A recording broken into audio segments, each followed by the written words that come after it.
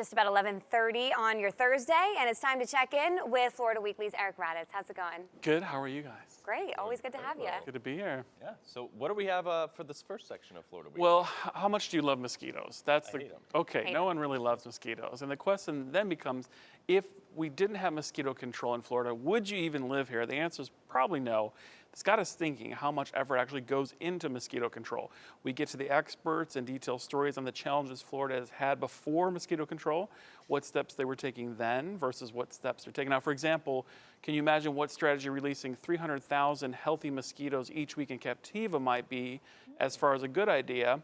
Here's why. They're all males, healthy but sterilized, so when they mate, their eggs collapse and there's no offspring. It's just one of the new approaches that they're working on. Anyway, everything you ever wanted to know about mosquitoes. Good to know. I will say I've been pleasantly surprised this summer. I thought it was going to be way worse because mosquitoes love me. So I was happy that I haven't had too many bug bites. That up north blood? Yep, exactly. Yeah, they know I I'm get fresh that. meat. Fresh meat. All right, well, this is an interesting topic. So more people over the age of 50 are starting their own businesses. I'm sure that has something to do with just the resources and technology they probably didn't have access to 20 years ago. Yes, and you kind of wonder, do they have an advantage or a disadvantage? And so if you're younger, you might say, well, they're older, so they have a disadvantage. They're in their 50s. And we find out that actually that difference, its opposite is true. We find out just exactly why the 50 set plus sometimes outperforms their younger peers in this week's business section.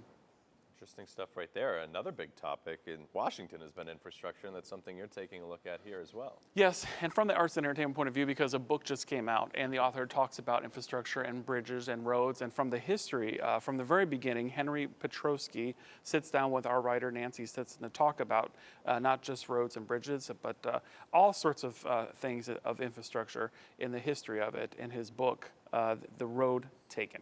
Maybe a little less political perspective about infrastructure. Yes. I'm sure people would be excited to hear that. Yes. Well, there's always something to do in Southwest Florida. It's Friday Eve, so what do people need to know? They need to know, pick up Florida Weekly to find out what's going on. We always have a full calendar, list of things to do, things that you might want to get out there. We have some top picks. For example, World Wrestling WWE at the Hertz Arena. We've got Selwyn Birchwood at the Buckingham Blues Bar, live jazz at Barrel Room, a John Denver tribute band, a miniature masterpieces downtown, green markets, beach yoga, and much more. Always pick us up online on stands and on your device and here on NBC2. I appreciate all you guys do. Absolutely. John Denver tribute band, though. I only feel like they play one song. They just play that over and again. I think so. All right. Well, thanks for coming in as always, Eric. Good to be here.